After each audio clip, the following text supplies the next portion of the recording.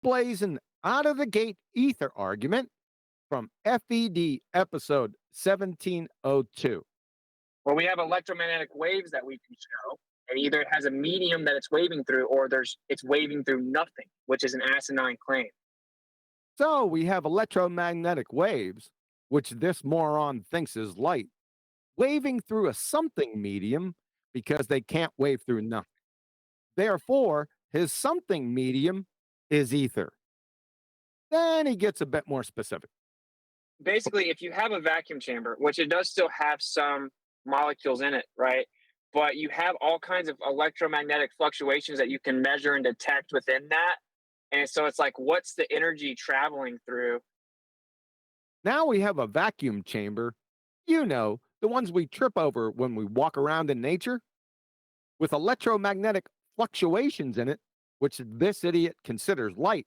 And his question proof for his retard ether is what's the energy traveling through? Let me say that again. His question proof for his retard ether is what's the energy traveling through? You got that? Some more light traveling to support his idiot ether claim so there's no mistake. Okay, well, that's why relativity was created. Sorry, are you telling me you're going around peddling this crap to this community based on a fucking parlor trick? No, it's based on antecedent relationship. Like, right, what was the phenomena studied in this highly scientific parlor trick? What was the phenomena studied? The difference in travel of light. The difference in travel of light. The difference in travel of light. So it's clear. The support for his asinine ether claim is the travel of light. 10 days later. No, you're presupposing that light's traveling from point A to point B. I'm not. Yeah. So we got this fork-tongued, double-speaking clown carry on for nearly 2 hours about his question-proof, substanceless medium ether horse shit, with his shining example, the travel of light. Then has the mind-numbing Dunning-Kruger audacity for his encore performance 10 days later to charge his opponent for presupposing what? The travel of light. No, you're presupposing that light's traveling from point A to point B. I'm not.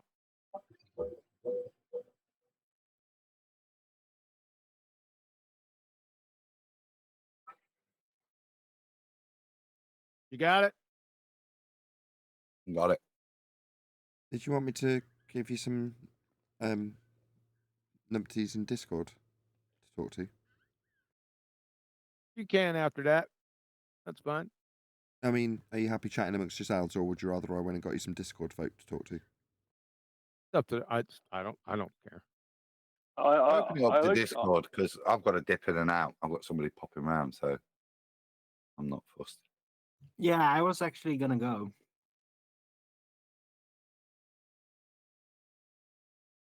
So what's the answer? But whether it travels or not? No, I'm not It's kind of talking about irrelevant that. if your premise is that it's traveling. Well, no, his proof that it was traveling, and then he charged Nathan with presuming it was traveling. That's what I mean. But if your premise of your proof of ether is that light travels. Oh, you can't say uniform farts because according to Righteous at one time, there is some type of relation or corroboration, something mentioned about the probable existence of unicorns in the past. I guess that's the end of our conversation now. I thought it was kind of poignant. I thought it kind of summed it up quite nice, really. That's fine. Yeah, that's just one little piece I put together yesterday, so but that shall not be spoken of. That's just for you that heard it. Got it? And For the right now. members only stream. Yeah, right. And the members only. Welcome back. Afternoon. Yeah. Would you guys mind knocking before you come in here? We're having a good conversation.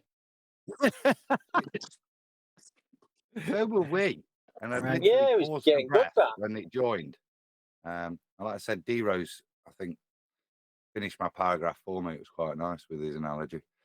Yeah, made perfect sense. Yeah. All right, I'm calling it for today. See you tomorrow, Yeah. guys. Good show. See ya. Yep. See you, Owen. See you later. See you, dude. Oh, And now you're leaving. leaving. Now you're leaving. So you just No, come I'm in and not you leaving. just quit. Refracted's just come Oh. back. And man, Oh, I okay. think will appreciate this. I'm gonna go. Ah, Go you ahead. Yeah. bugger. Yeah. I'm out. So I'll catch you guys tomorrow. Make sure you got 3 weeks to get ready for Ball Busters. You and Brian, don't forget about that. I'm presenting this. I'm going to give you the distance to the stars. You can present that after the time zone. Hey, QE. Uh-huh. QE. Hey, QE, you don't have a consistent schedule of your ball buster show. You just kind of like schedule them as they go. Sort of. We got one this Okay. Saturday. How about that? That's as much as I'm committing to right Cool. now. That's what's up. This All right, I'm there. Saturday. Hold on. You said this Saturday? What? Yeah, this Saturday. So how do they have that much time? Hey, Oh, this Saturday's Yeah. gravity. I got it. I got you. Saturday's Gravity. Yes. Yeah, that's going to be interesting. I will be there for that. All right, guys. Have a good one. I'll catch you guys tomorrow, hopefully. Later, QA. All right. Yeah, QE. later. Take care. Right. Love So I'm you. going to have to shoot in a minute. If I share. Oh, yeah, you're still there, John. Right. Yeah, Stay on I may screen. lose. I'm down to 3%. If I disappear, it's because my phone died. But yeah, I'm here for now. I'm prepared to go away and do these numbers properly. But I think using this and assuming a ball, right, and using this axiom of geometry where RP times RQ is equal to RS times RT. If I've got RP and RS, I can make those elevation angles the same to the point, so they're equidistant from the GP of R, therefore making RP and RS the same. Let's call it X. And then I use ball geometry to calculate the angle of interception for line P to Q and S to T. I should be able to use, with using a pre-assumed R value, be able to calculate the side lengths P and Q using this second axiom. And then I should be able to rearrange the formula, because instead of having two different sides, I've got the same side lengths, they're both X, so it can be 2X is equal whatever the resolution is. That therefore should, based on ball geometry, give me the height to the star.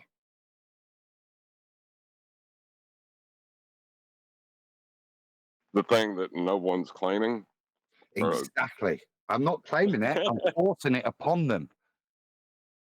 Well, they're begging for it. You might as well give them what they want. They're wanting to claim a height to this thing that we see. I mean, I would like to know what the height that they have to claim when they claim we need a height. Yeah, it would be interesting. Can I think about the math to it? Because are you going to calculate it in radians, or you're just using an angle function? I think I should be fine with an elevation angle, as long as I can get a GP of a star that's got, and then I can reference 2 points relevant on a globe that are equidistant from it, so that I can then project lines P, Q, and ST. I can do that. So that's the hard bit. I don't want to think it's just a theorem. Does that make sense? If I can work out P, Q, ST, and I make RP and RS the same, then I should be able to solve for 2X, which means I can work out X, which means I should get the height of the star. So I've got to use ball everything to be able to do it, to define P, Q, and ST. But it should then hold them, force them to their height, because it's based on elevation angles off of a ball and a geometric axiom. It wouldn't be elevation angles off a ball. It would be elevation angles transposed to the outside of a ball, equidistant to the center. I'm going to give him a tangent, mate. I've got to give him a tangent because I'm not going to take this to the center. So I can allow them a tangent because what I'm not doing is trying to do anything other than the pure geometry. So if I take a tangent, I'm fine with that. I've not broken any rules in their world. I know it's going to be offensive to you, but my sensibilities are towards them. So they can't object to me taking a tangent to generate that elevation angle. Yeah. So we're going to purely stick with eye level, nothing to do with the ground, except our height above the ground, right? I just want to stick their geometry to them and the consequences of it, which means I have to let a bit of begging the question. Yeah. Yeah, no, I'm fine with that. Like if you're going to use eye level as, no, I'm not fine with that. But No, damn it. you have to remember, within all this, we're ignoring the dip correction. Okay, we can completely throw dip correction out, right? We're going to get rid of dip correction. Yeah, that's what I'm saying. We're going to get rid of the idea of level and just allow them a straight line that rests against the sphere, right? Not just rests against it, intersects it, and comes out as a second the other side. Yeah. Okay, yeah, I'll take that. If it's bisecting it and you stick to that bisection, I think that's reasonable. Remember, they need to know the distance to their refracted horizon to do their version of dip. Now, it's not celestial navigation dip correction. It's their version of what dip is, which is not. I'm going to assume the sphere, right? I'll assume it's on land, and I'm going to give them a bubble sextant. Yeah. I'm really feeling generous. All I want to do is nail them to a distance. But they don't already have distances. This is exact based on the R value.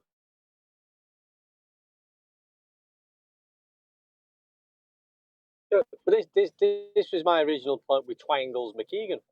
You know, this is where that came from. And I'm not claiming any heights, but you have a height. So I said to him, you claim a height. So if you're telling me you claim a height, use the method you're asking me to use to get the height of Polaris, which I've not claimed. We're not even interested in the height. Are we? We don't need to. How do you measure drop over distance? The correct distance to the globe. But that straw man one deck is stupid from them, because to get the height of the star above a flat plane, right? You don't know the length of the hypotenuse, you just have an angle. So you would need the exact distance between the observer and the GP point of the celestial body. So if you had that, you wouldn't need the height of the star because you already have the information you're looking for. You understand? To get the height that they're looking for, they're trying to straw man us with. I totally understand, and that's why I trapped him into it. So, well, you saying you can claim a height using the elevation angle, you tell me what height Polaris is. I'm not claiming it. You show me how you do it. And he tried to do it, didn't he, with his Evian bottle on the table. Hey guys, excuse me. This is the thing. This is the point I'm making about the height. You don't he knows what height the avian bottle is, right? You can measure the avian bottle. You know what height it is. So that's how you can determine your distance from it. So when he does his little thing with the avian bottle, he knows the height of the avian bottle. So he's going, right, I have this angle between the base and the top of the avian bottle. So that means I must be this many inches away, right? But when it comes to their straw man involving the height of whatever, Polaris, anything, then we would need to know the exact distance between us and the GP point of Polaris to determine at that point some ad hoc height to Polaris. So, Well, that was but if point. we had that distance, just 1 second. But if we had the distance, we wouldn't need to know the height because it's the distance we're looking for. You know what I mean? So their straw man falls apart. It falls upon in on it. It implodes in on itself. But and we're talking about stupid heights. I mean, they've already got a supposed height of these luminaries, and what I was, if he's telling me he can do it another way, it would just debunk his light year height to Polaris anyway, using that method if he thinks he could. It's pointless conversation, really. Hey, one deck. Well, he Brian, can't do that. Go on, sorry, one. Brian, I got a question, Brian, one deck. So let's do a scenario. First of all, can it be, and is it possible to use a sextant, or is it inappropriate to use a sextant? Say if you're standing on the shoreline, say your ship is, anchored on the side, and you're standing on the shoreline of the point GP of the land mass that you're going to travel to another continent or island or whatever. Can you use a sextant? Yes or no? And if you do, then let's say you're 6 feet tall, 72 inches, or say you're 5'7", 67 inches. What is the dip then? And can it be done that way? Not a bubble sextant, but a regular sextant versus standing on the ship. If you stand at the shoreline with a sextant and your oil line is 6 feet above the water, then the dip is a correction for that 6 feet. You're only correcting for that 6 feet. That's all. Thank you.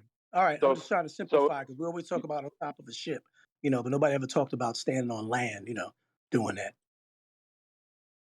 Yeah, well, if you're going to be with a marine section, you need to be able to see the sea horizon. So whether you're at the shoreline or you're on a mountain looking at the sea horizon, at a distance, you still have to then do a correction for your height of eye above that sea level. So that's all you're doing. You're just a height of eye. It's just a height of eye correction. Exactly. This is what they're trying to. What they don't understand is they need to know the distance to the horizon for what they're claiming to be dip. Now, what they're claiming is not dip, because what they're claiming is a greater correction than the height of eye, right? So they're claiming a dip down to a refracted globe horizon that's below horizontal. So that is not height of eye correction. That is height of eye and extra. But Brian, right? You're roboting one deck.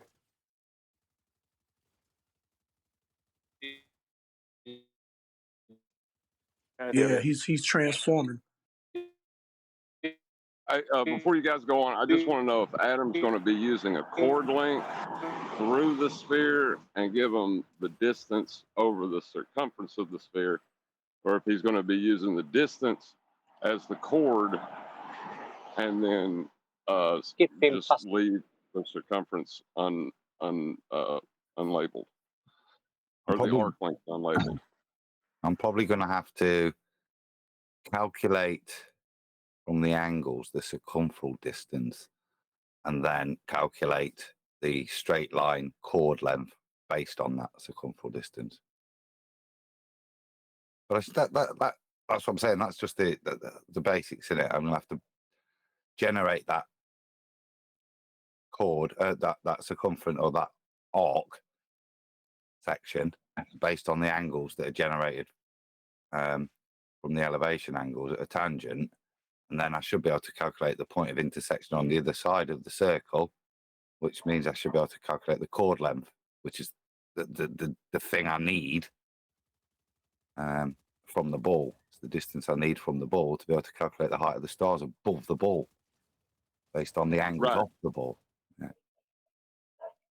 Okay, I just want to make sure, because there's two ways you could come to the answer using a flat plane. Oh my God, I can't believe. Like, there's two. You could use the flat plane as your chord distance and then calculate the arc, or you could use the distance of the flat plane over the arc and then calculate your chord. I just didn't know which way you were going to do it. But that sounds fine to me. I would have done it properly, John. I would have done it properly for him. Don't want any excuses. You could do it the way they do it, which is pre-assume the Earth is a flat plane to get your angles, and then add the R value, which pushes the celestial body much further away. I'm not going to hell. I'm not prepared to go to hell. Yeah, for any of this, which is what they do. So I'm just going to use it on the surface. Can't go to But hell. that's the to part do they that. want to avoid, Adam. They don't want to be with the surface. Sorry, guys, I jumped out there. But that's what I was saying, Brian. Sorry, I missed you for a few minutes. They're doing what they always do, and they jumping the gun and skipping past angles, and they're going to end up in the sextant angle. But that's where they want us to go. They're getting us involved in a sextant angle. We don't need to. Let's not. We don't need to skip past the angle. They can't get the angle. See, this is my point. This is why I always focus on dip correction. They can't get the angle that they need without dip correction. And dip correction is a correction. It's a right angle triangle correction for the height of eye above the water, below the boat, let's say, right? So if you're standing at the shore, then and you have a 6 foot eye height, then the correction is for 6 foot. That's it.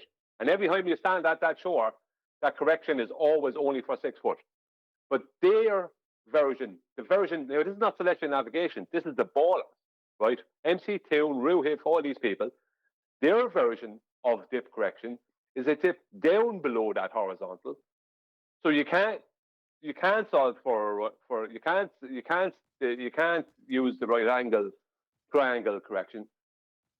Their dip is to a refracted globe's horizon, which will be below horizontal, right? So you can't correct for that 6 foot if you're correcting for something that's below horizontal from your feet. You can't do that, or at the waterline, below horizontal. You can't do that. Their correction is greater than the height of eye. That's the point I'm making. So the correction they must claim is a correction that's greater than the height of eye, which is not in celestial navigation. So it's a correction that doesn't exist in celestial navigation. But the second problem they have, and this is before they get to even talk about angles, right? The second problem they have is to do that, they need to know the distance to their refracted horizon at that exact time. So I asked Ruhif, I sent him a question. I said, if BLMSB 69 on the day of the Black Swan photograph, if he stood there at the waterline, and let's say before he went down with his camera to take the photograph or the video, if he stood there at the waterline with a 6 foot viewer height, right? What distance is it to the globe's refracted horizon at that point? How is he going to find out that distance? Because he's going to have to know that distance if he had a sextant and wanted to do what they're claiming is done. How do you know the distance to the horizon? If you're out to sea and there's no land around and you have no demarcation points, how do you have any idea how far away the horizon is? You don't.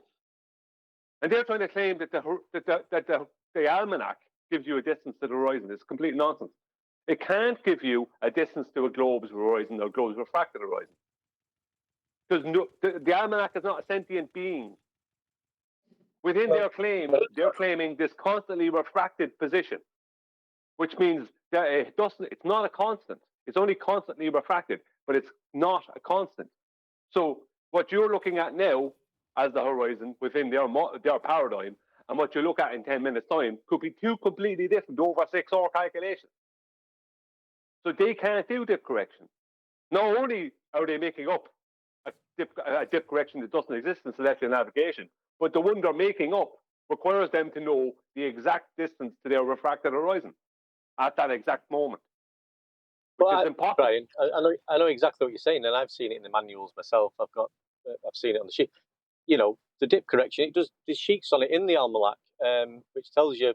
It gives you the page, and it tells you what it is. If you height this, then that's the deduction. It's all right. You're saying they're saying this. They can't just. Well, they can. They can't just say things. But that's it. They're coming up with a correction that doesn't exist in the almanac or celestial navigation. The correction they're talking about doesn't exist. Well, we don't need to talk about it, do But If it doesn't exist, the only if it reason doesn't exist, yeah, but the only reason I talk about no, because this is where we killed him. The dip correction kills him because the dip correction requires the water at the visible horizon to be in a horizontal with the water underneath the boat. Because you're doing a correction for that height of eye, which would mean you're using a right angle triangle, right? You're doing a correction, whether it be bringing the vertex down to the water or bringing the line that's at the horizon up to the eye line. Either way, you're correcting. It's an angle correction between two horizontal planes. But within their paradigm, what they have to claim, not only what they have to claim is not only is that not part of celestial navigation, it's a correction that doesn't exist, but they have to know the distance to their refracted globe's horizon at that time. Now, we all know that when you look out to the horizon, you have no idea how far away it is just by looking at it. So how would you get a distance? On a flat plane, you wouldn't be able to get a distance to the horizon. Even with the black swan photograph, we say 10 miles, only because it's past a demarcation point of 9.4 miles. We don't know how far away it actually is. But they need that distance to make that claim to even start talking about an angle that they're then going to bring down to the center of the globe and measure an arc length. They have to go through that process first. And that's my point. It's impossible. What they're claiming is not only does it not exist in celestial navigation, it's also impossible. If there's anything you definitely can't find your distance to at any exact moment and know for definite your distance to, it's the horizon. Because it's an optical phenomenon, even within their model.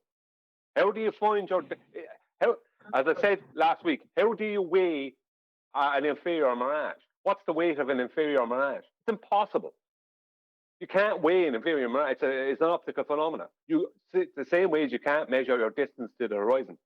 You can't know your distance to the horizon. There's no distance to the horizon. It doesn't exist.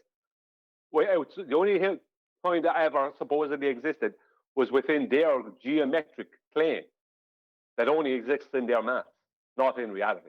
Now, I know I'm taking over the thing a little bit here, but I'm trying to stress this point. Dip correction is where it all ends, at that place. It ends. But they want to go straight to the center of their globe and measure an arc length. So where did you get the arc length? Where did that come from? We have to go back a few steps before you got to there because you're going straight to the center of this globe. Where did you get this arc length? How did you come up with this? An angle from where? At the center. Where did you get that? How did you get to the center? Well, we measured it where? Where? On the surface. Really? A surface? What kind of a surface? Oh, a tangent plane. Can't do dip correction with tangent plane. How did you do dip correction? How did you know your distance to your refracted horizon? Show me the dip correction you're claiming in the almanac. Show me that exact dip correction. Not one for height of eye, because that's not what you're claiming. Sorry, I'm taking over the thing a bit here. But they just have nothing.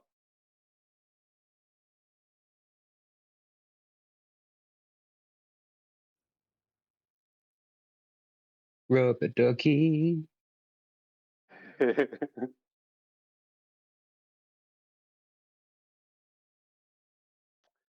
going to have to go. Talk to you later.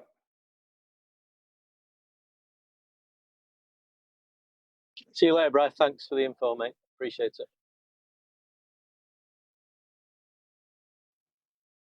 The height of eye correction last week with Unigen showed that he was willing to have a honest conversation.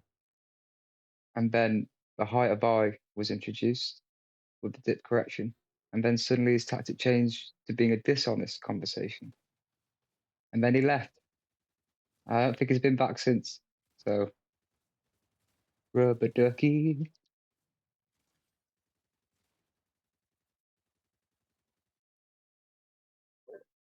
Oh, yeah, he ran away.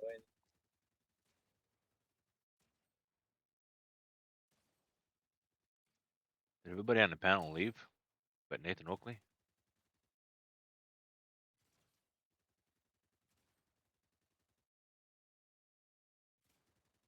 G plus panel, sound off. No, I'm still here. Yeah. Oh. Are you the only one there? Oh, you can't tell you're working. I'm just listening to Brian. Well, yeah, I'm actually working with my Brian. brother. Yeah, Brian left. I think he left. He said I gotta go. He might be back. We have a new guy in Discord, and he's been a pleasure to talk to so far. His Discord name is The Blind Spot. Why don't you introduce yourself, mate? Yeah, hello everyone. I'm just typing up some emails for work, but I was listening in the background. But yeah, kind of started looking into the concepts that you guys present 6 to 8 weeks ago, and just utterly impressed with Nathan's show and all the work all of you put into it, and bringing the facts. So I'm just here to learn. So yeah, whatever you have to teach me, I'm all ears. Yeah, pleasure, mate. I think you've Yeah, asked I some good agree. questions. Go, mate. Sorry, I was just saying. I agree with his sentiment 100%.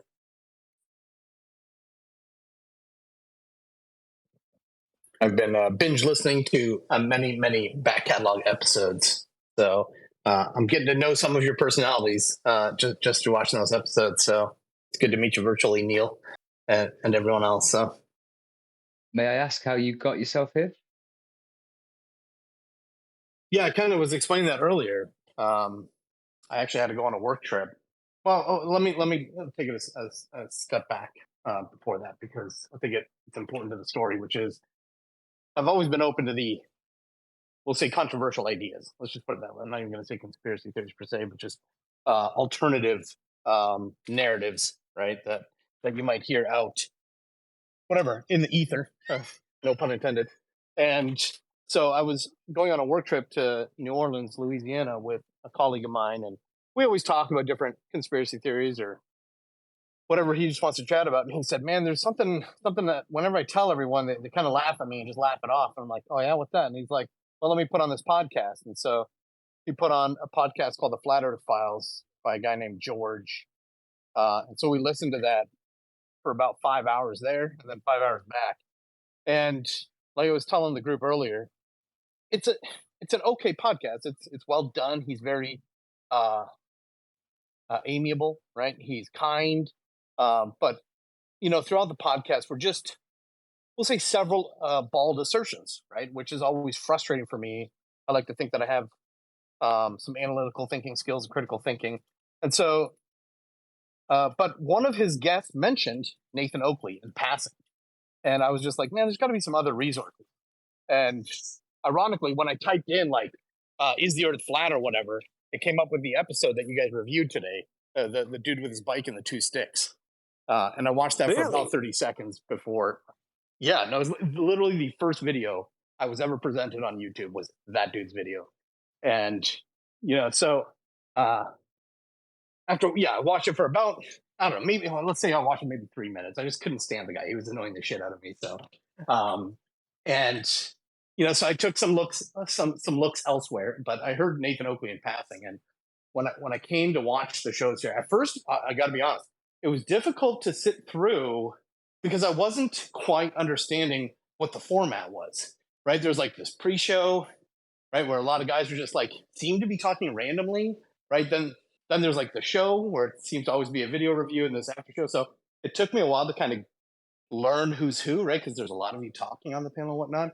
But what kept me coming back was that everything you guys discussed was factual, scientific based, things we can know about the universe or the world we live in, right? And I think that's just kudos to you guys. It's just so refreshing. I think in this space specifically, there's a lot of just ice walls and the Jesuits and the Masons. And again, who knows if they're all involved? I don't know.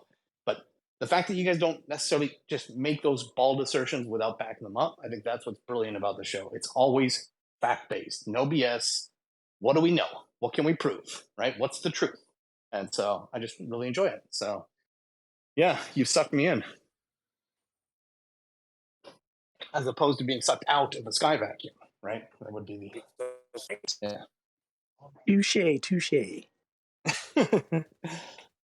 But I went to Neil. I actually think you mentioned this guy's name in one of the episodes, and he's a geocentrist. His name's Dr. Robert Sungenis, and he's a Catholic that works in partnership with with the Colby Institute there, and they're anti-evolution theory, right? And they debunk evolution, and they debunk heliocentrism, at least to the point that they get to be geocentrists, right? That I would say those are two of the claims they wouldn't disagree with me putting forth. But he wrote a book called Flat Earth, Flat Wrong, 731-page book. I've not read it, but I did watch one of his videos. You guys know Eric Dubay. He has there was a video, Eric Dubay, 20 best proofs for flat Earth or whatever, right? And it's out of his 200 proofs book or whatever, right? And that video had been presented to Robert Sungenis. And so he went through this debunking of the 20 proofs of flat Earth, right? And so, because again, I'm a critical thinker. I want to hear both sides of the argument. I want to, hear both positions. And he goes through and, a couple of points he made, I thought, okay, well, that kind of makes sense. But then several of the points, he just never gave a sufficient answer, and it felt a bit wishy-washy, right? And I'm like, which tells me, well, then there must be something to this. So that's when I came across this show here, the Nathan Oakley Show. And I need to now go back and watch his debunking of Eric Dubay's 20 proofs again to see what my opinions will be of what he has to say now. And I remember one of his points, the flat earthers just don't believe in gravity. And that's the problem.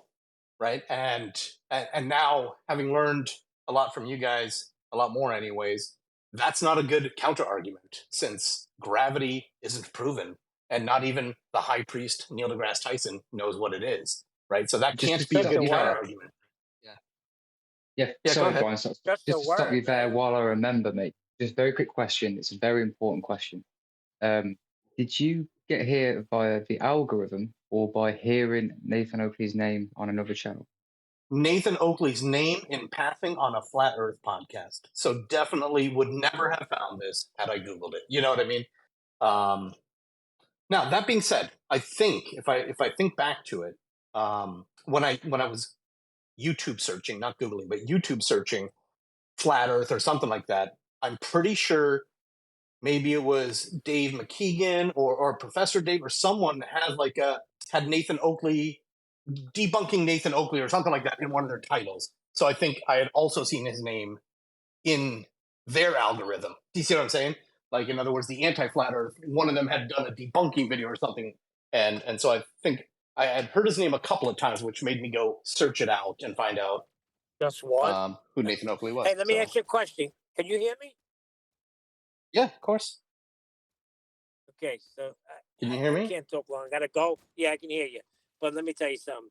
No matter how you got here, you found it. Stick around, and you can't go wrong, unless we start going wrong.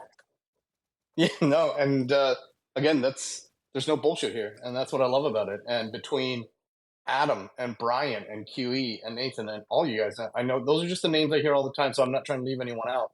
But Elijah and his understanding of the logical fallacies, just in the few conversations I've heard here on Discord, and Chocolate and his insights that he always brings from a different, or John refracted curvature or whatever, just phenomenal how you guys and again, I know there's been kind of this debate about should we swear or not swear, or where's the passion, and things like that. But I think it's the passion.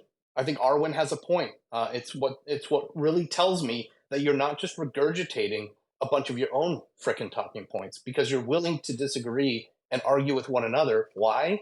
Because you want to make sure you're getting to the truth and not just some religious sentiment, so to speak, right? And that it's about what is factual, what can we prove, and what can we know. And it's really awesome. You guys are doing great work. I wish it weren't suppressed, because more people need to hear it. Hold on, this swearing is because we want to be able to share it with a larger audience. No, for sure. I get the I totally get it. It's the passion that definitely don't want to lose the passion. Yeah. And then after a year of being here, go and listen to some ballers talk amongst themselves on a channel somewhere. and you'll hear them all contradict one another and either notice and pretend not to or not notice. Yeah, I'm already seeing some of that. Now, look, mainly through your video reviews here, as well as on Ballbusters, right? QE's channel and things like that. So I'm definitely seeing a lot of that doublespeak. But, you know, even, and I've been talking about this now this morning, and it was about me talking with my dad about this, right?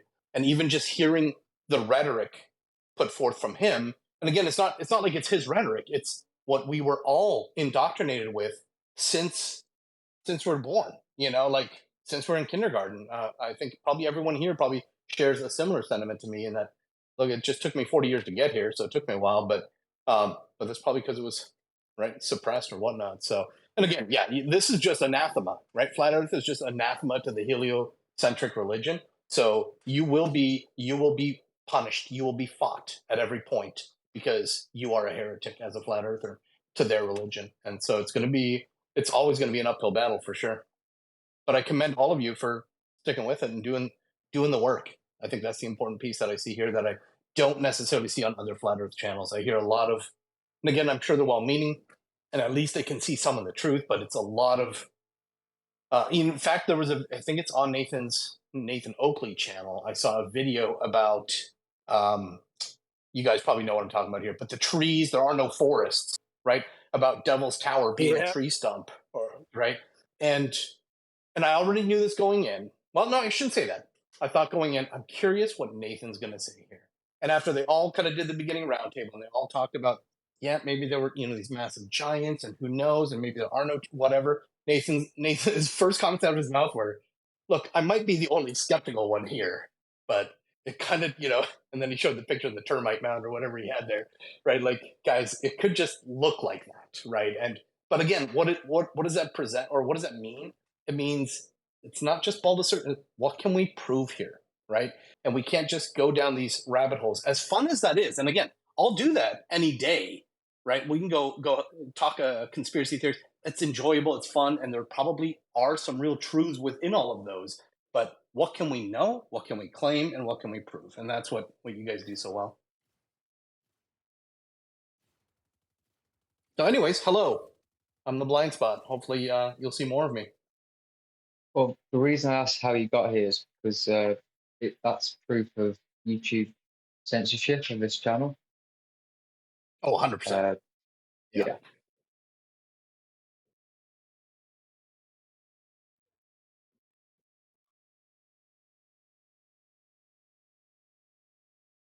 All right. Well, good stuff. Also get all the top candidates.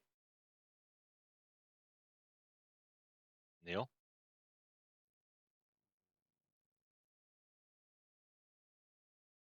I was just agreeing. Good stuff. I It's always good to empathize hear when with you and somebody- your. Sorry. I was just gonna say it's always good to hear somebody come on and tell us how great we are. I love it, even though he left me out. But I'm just the everyday man. Well, no, everyone's great except you, Neil. That wasn't an accident. No, I'm just joking. I'm Now totally you're joking. talking. Now you're talking. By the way, you've probably heard this before, but I don't know. You kind of have that Danny DeVito or maybe Joe Pesci accent, and I think it's just absolutely phenomenal. So. Oh, I picture Joe Pesci for sure. Okay, like, that's kind of what Joe I was. Pesci. Yeah. Okay. Yeah, no, I think it's a beautiful accent. I love it, Neil. So are you saying I'm here to amuse you, like a clown? Like a clown? I make you laugh. Did you say Utes? Oh, I love that movie. Oh yeah. I'm sorry, these two you. Yeah, that's a good movie, my cousin.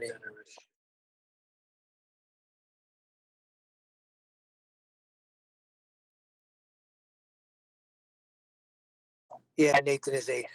I agree.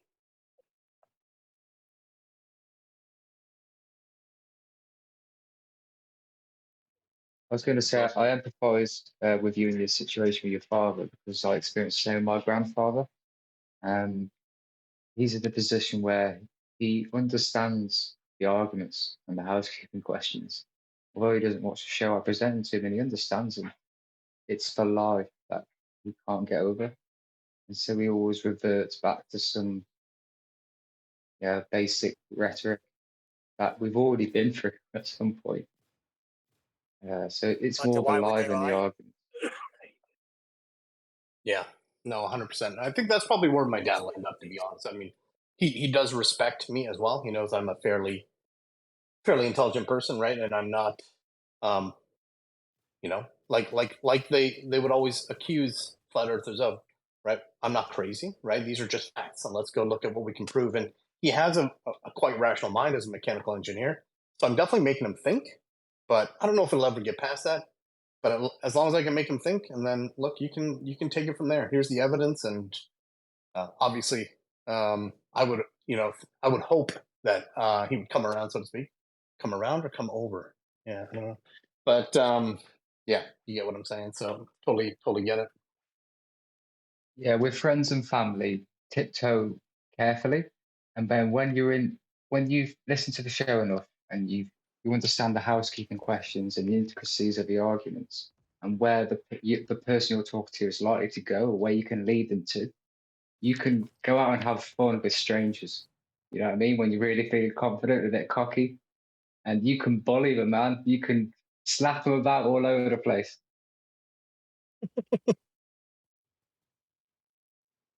Intellectual slapping them around is the best. I do that on YouTube normies all the time. It's so much fun.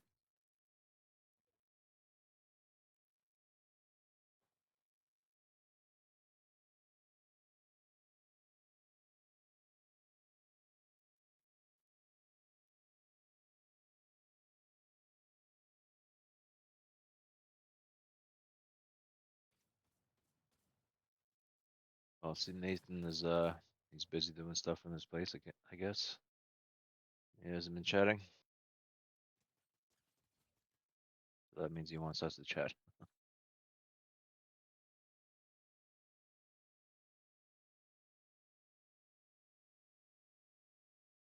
So, what more is there to say? What are you talking about? This YouTube suppression? Come on.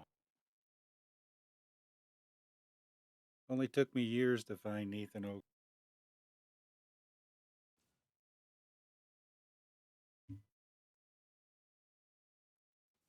Yeah. You are cutting off a little bit. You may want to turn off auto sensitivity. But we got what you said.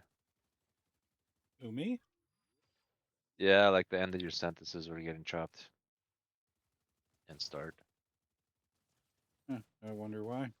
Uh, I don't you were think I probably have. farther away because I had to turn you up too. Oh, I'm about 20, 30 centimeters from the microphone. Oh, See you're pretty what the low. user settings are telling me here. Yeah.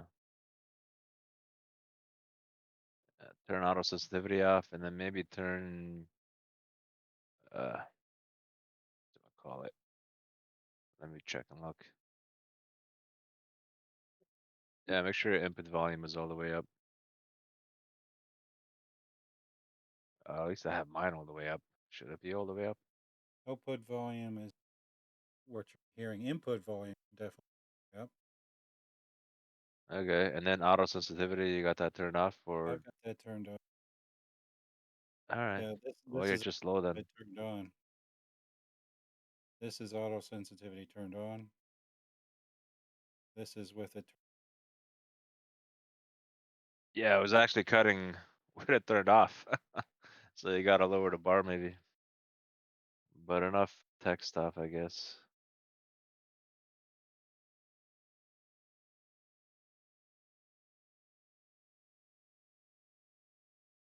Yeah, I found the Nathan Oakley show back when the algorithm on YouTube was working really good. It was giving me exactly what I wanted.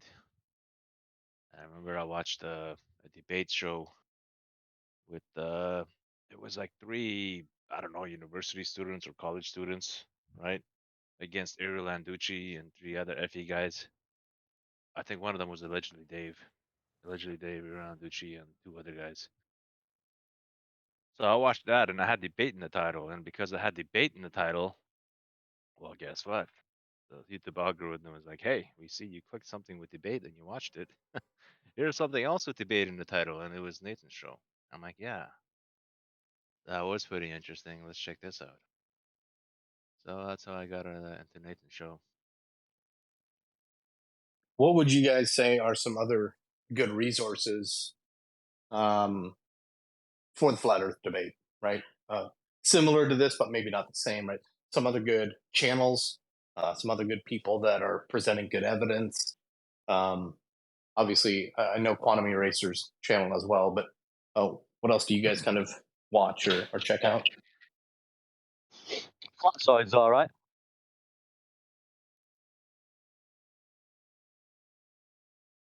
Sorry, did you say Flatzoid? Flatzoid, yes. Yeah, no, I did subscribe to him yesterday, I think, because I heard him on some of the older episodes here as well.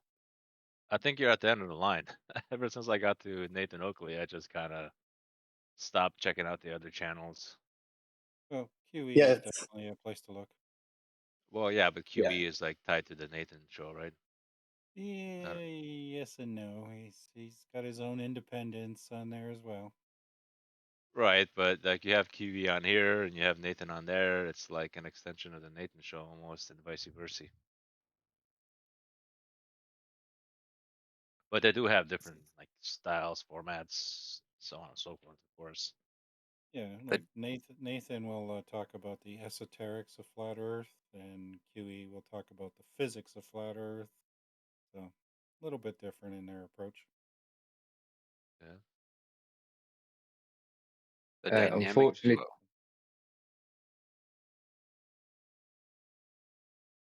Go on. I was going to say, unfortunately, my friend, but you have to tread carefully where you go, because unfortunately, there are flat earthers who get things wrong, you know. But it's up to you to use your discernment. So if you're informed in something, then you can't become misinformed.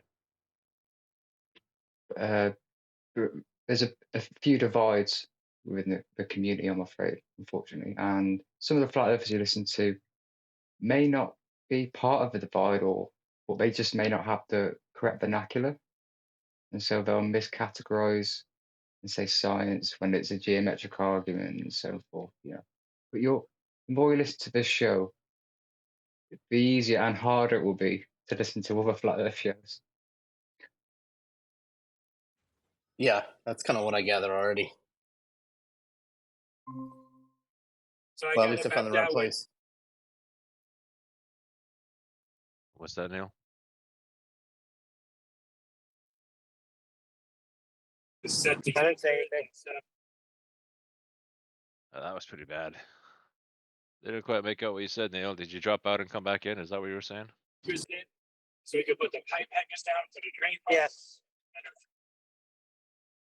I think we're getting some top mic. Yeah, we got some drain pipe information. That might have been his brother. When I come in, you have to understand my brother's in the truck with me, so he's talking. So you're picking up both of us. So trying to stay on mute. That's it. Does it sound a bit like Neil? We sound identical. All right. So double the Neil. I was gonna say I think there's 2 Joe Pesci's in that truck. Yeah. Waking up something. So, for example, Make sure you get the be blind efficient spot. at this job. There's a channel called Level Earth Observer, and he's an English guy, crane driver, I think, and he makes videos regarding the technology that NASA claim to use for quote unquote outer space travel and satellites. And no, he has some very good content, but he will occasionally miscategorize, or not have as a correct vernacular. That's more honest mistakes. Maybe he's not in tune, because he actually had Nathan and somebody else, maybe the Keegan, or no, he might have been like the flat Earth, whether science proves things or not. So I'm not sure if he knew of Nathan before then, or if he listened to the show regularly. He's just an example of somebody who might miscategorize, and so you'll spot that. But that's just honest mistakes, really. There's plenty of good flat earths out there. Eric Bay, Level Up Observer, Dr. Savage 84. He put some good stuff out. Flat Out Truth is another one. Any others you can think of, guys?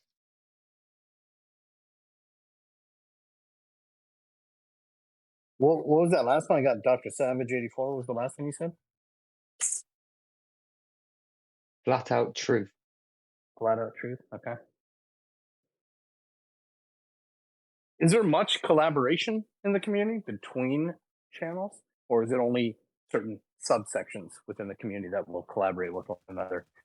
In other words, is the community I've witnessed thus far, is that essentially Nathan's collaboration? Like, you won't see whatever too much Nathan and Dave Weiss anymore, or whatever, flat out Truth or Eric Dubay, or they kind of stay in their own camps? Is that kind of the sense you were giving me earlier?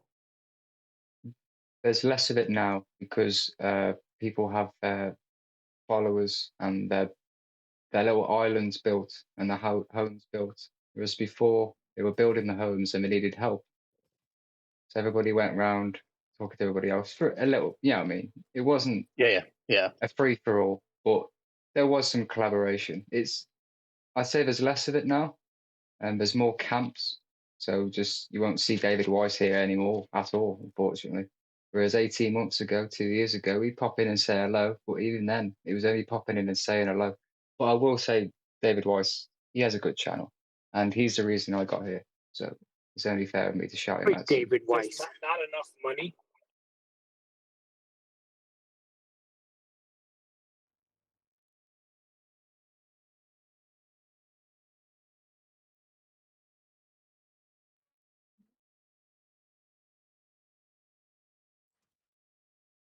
Somebody ask who David Weiss was?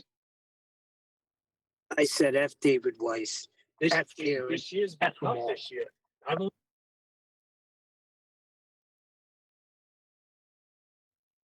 Neil, the other Neil was rumpusing you. Didn't make it what Yeah, you he's said. in a serious conversation.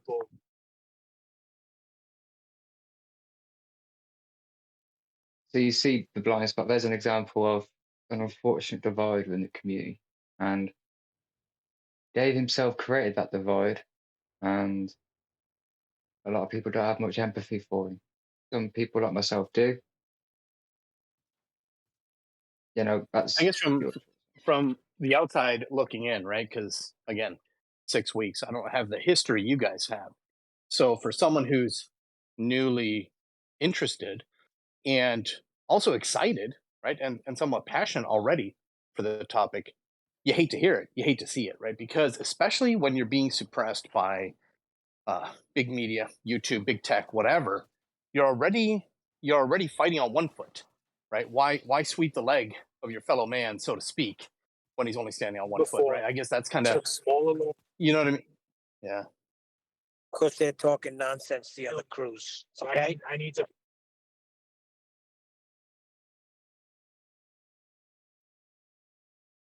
But yeah, that's, again, to your point, Neil, that's literally why I'm glad I found my way here, because this is a no nonsense community.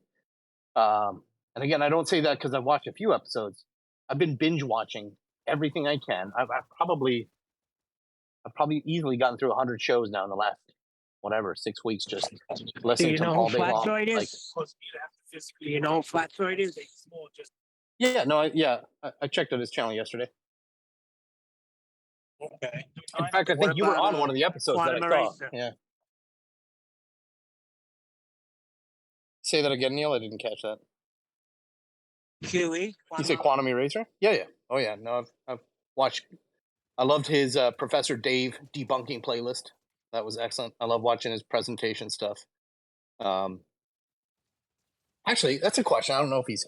First of all, just so you guys know, I'm actually legally blind, so I can't see very well at all. So I can't see who's here and who's not here, and I can't read the names or whatever. But so if QE is here, I apologize. But what's his background? I know he's mentioned military, but dude has an incredible knowledge of science. Does he professionally do something in that space, or is it all just kind of self-taught? Nathan would know more than me. I don't know. Yeah, I'm just impressed. His knowledge is quite impressive. So He's very familiar with the second law of Came in here and thermodynamics, so he literally took Nathan by the hand, right? What's that? I was gonna say he's very familiar with the second law of thermodynamics, like you worked with it or something. So I don't know. I'm just guessing. Maybe I'm just should shut up. I did hear him say that when he went back to school older than everybody else, and he used to annoy them because he was asking a lot of questions, and the younger people were getting annoyed. So I don't know if it's something he went back to. Doesn't matter to me. The knowledge that he you know gives to us. That's all I care about.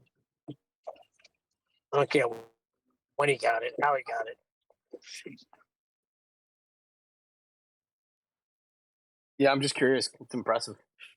The blind spot. Yeah, Can you got to you, ask him one day. Listen, there's a ball busters this Saturday. Well, then ask him. Oh, I'll be there because you're talking about gravity. Nobody's- I need to learn more about this gravity thing. Go ahead, Rayleigh. Yeah, the blind spot. I'm going to tag you in a link to Quantum Eraser's website where he talks about a little bit about his background. Okay, I have been to the site. I did read through a couple of his. He's got the Globe Terminator or whatever website, and I looked through some of that stuff. The So. About Me lists that he has a background in quantum mechanics, genetics, and biochemistry. Wow. Okay. Cool. So he's Yeah. Hopefully, I'll get a taking chat with him courses in that. sometime. Yeah. Yeah. Thanks. Appreciate that. What else were you saying, really? I think I covered the topic there. I was going to tell that guy he's got the big three.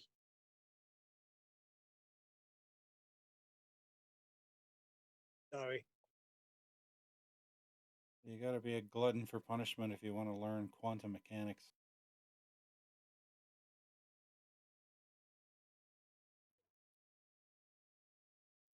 Yeah, but QE has some excellent presentations on it, which break it down really well. So then when you watch other explanation videos, you can see where they slip in Einstein.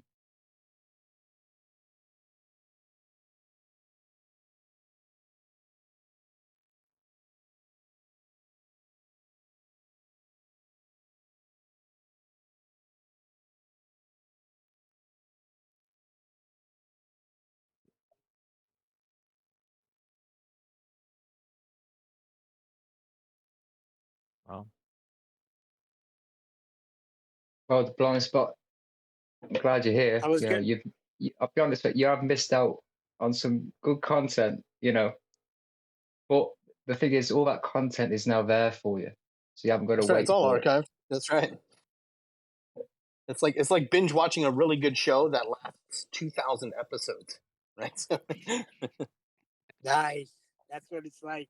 You're right. You got to see. I just been binge watching Yellowstone, but man, you got about I'd say 25 Yellowstones that you got to binge watch, maybe more. How many shows is it? Almost. What is it? Well, it's 1900 some, 1911? right? 1,911 or 12. What I was going to tell you is you got the big three. You don't need anything else. You got Nathan's show. You got Paul Busters. You got Flatsoid Show. That's the big three to me. Hey, listen, don't sell yourself short, Neil. You are part of the big four. No. I'm part of the main one. I'm part of Flat Earth Debate. But I'm just saying, you got the big 3 channels right there. You need not go anywhere else. And you know who else is putting out good videos? Face Reality. The last one he did, and he was using QE's some of QE's videos. He just really he did a good job on his last video. I enjoyed it, and so did QE. Say his name again, Neil. Face Reality. Face Reality. Okay.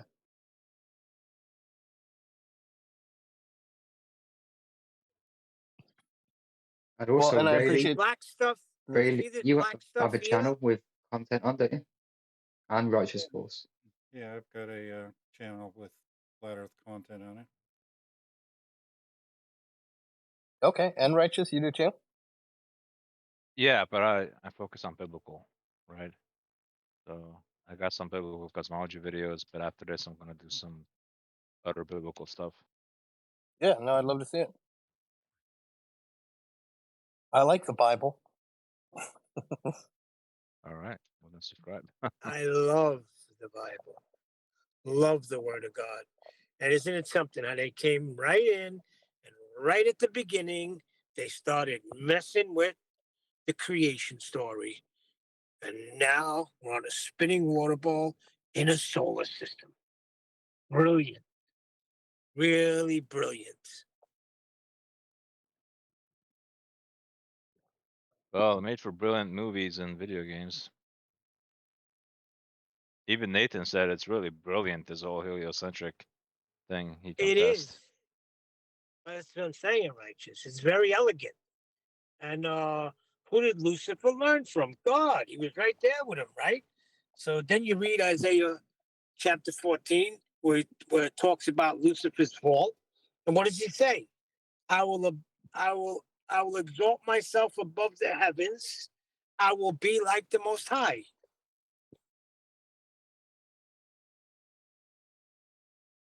And bam, here we are living in a solar system with rocks in the sky orbiting.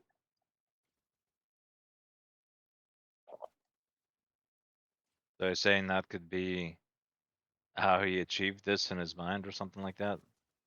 How he got No, higher? he didn't come up with some ragtag nonsense. If you look at the heliocentric, look at the whole system. It is very elegant. Not just something slapped together.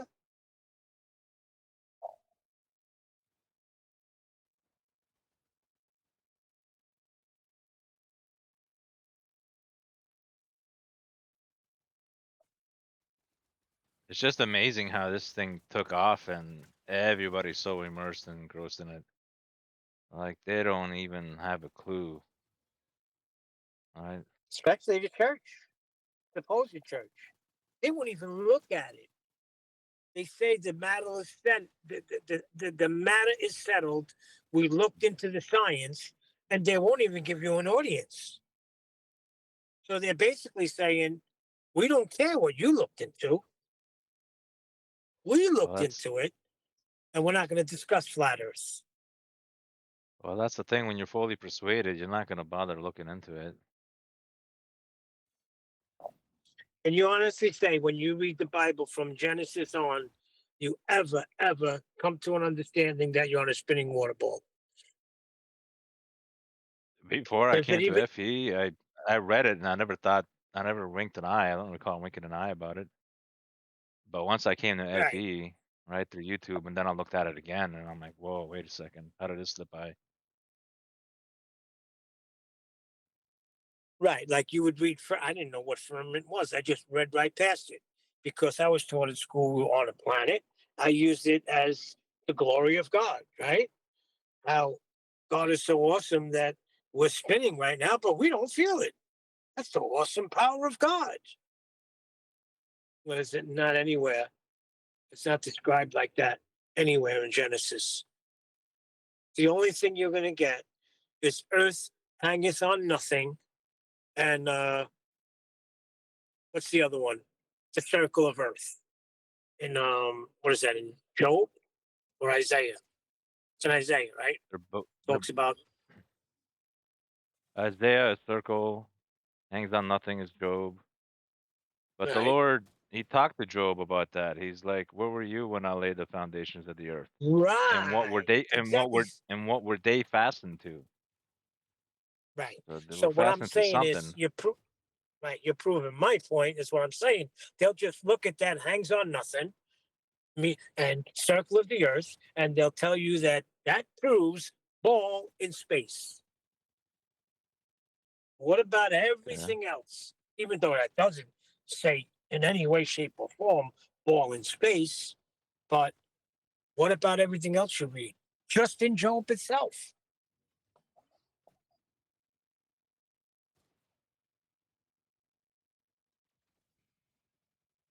Well, there's a lot more context than just a verse here and there, right?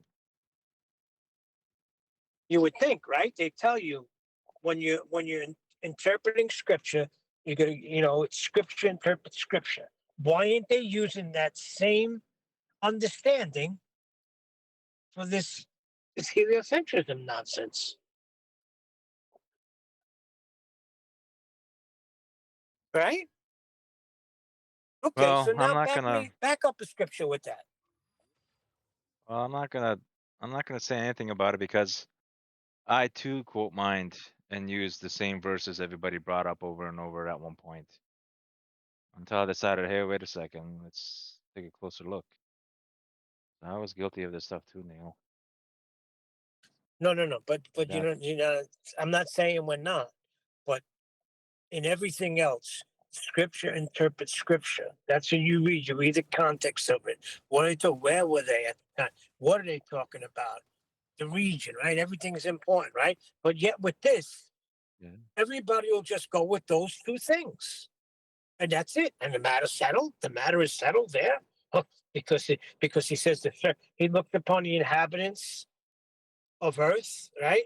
And when grasshoppers in him, says, what? How does it go? Give me the exact scripture in Isaiah where he's talking about the circle of the earth. Is there any way you can get it All real right. quick? Yeah, give me a sec. Let me go. Give me a sec. One sec. While he's looking that up, I think it was Sensual Goat. Is that who was chatting with me earlier? He was one of them, yeah. Yeah, no, I just wanted to thank him for the nice welcome and the sentiment. You guys have been very welcoming and not, I'm sure you would hear from everyone else that, Nathan Oakley and his crew are bullies and yada yada. And even if I have kind of newbie questions or whatever, you guys have all been great. So I appreciate it. Until you bring up the ether. Colloquially, not physically. That's it was it was just a turn of phrase, Neil. Oh, I didn't even know you said that. I'm just saying, till you bring up something like ether, or you make a claim that you can't validate. Yeah, no, I was saying, what was I saying? I was saying, like shouting something out into the ether. You know how people say that sometimes. So I was using the term colloquially, and then I realized what I had said. So, Oh, you did say that today? How dare you? Kick him out. yeah. No, don't ban me. Don't ban me, Neil. Nathan gets that because I'm going to tell you why. Because he does not allow people to come in with their basis assertions and their pre-assumptions, and he doesn't allow them to continue. And that's it. He's not going to let them just out their rhetoric. No, he stops them dead in their tracks. Also, mate, go into Nathan Oakley as search bar and type in planar walk. Planar warp? Walk. Yeah. You'll thank me later. No, walk. I can't understand. Is it walk? Are you speaking English? What's? Yeah, that's the thing. He actually is speaking English. I know. It was like the other I'm day on one of the walking episodes where here. Nathan was telling someone that he was a porn broker. I was a pawn broker. Pawn. Okay. Walk. Planar walk. I got it. Okay.